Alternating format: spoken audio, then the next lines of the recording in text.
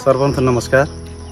म यसै चिन्तुटा तथा हाँडीगाउँ दरै समाजको अध्यक्ष धर्मराज दरै र हामीले यसै नजिकै गरेको दरै जातिको एकदम महान पर्व गंगा दशहराको पुनित अवसरमा लक्षित पारेर हामीले यो 7 साइड गेम राख्न गइरहेका छौं र आउँदो यही 15 गतेबाट हाम्रो 15 गतेबाट हाम्रो गेम सुचारू भइरहने जानकारी गराउँदछु र यो नितान्त हाम्रो दरै जातित्वको मात्र खेलाडीहरु समावेश हुन पाउनु हुनेछ।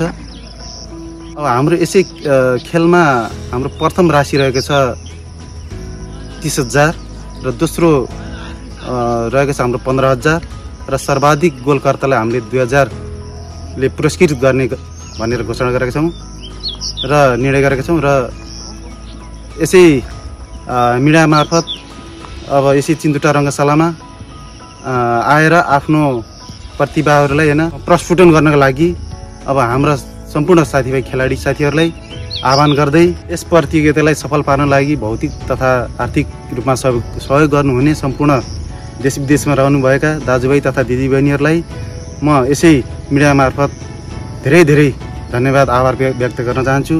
तपाईहरुले भौतिक रूपमा यहाँ आएर हेर्न नसके तापनि तपाईहरुले अनि यसै स्पोर्ट्स तनहु मिडिया मार्फत हैन आफ्नो हाम्रो यस लाइभ प्रसारण भइरहेको हेर्न पाउनुहुनेछ। म पनि बिदा हुन्छु। हस्त नमस्कार।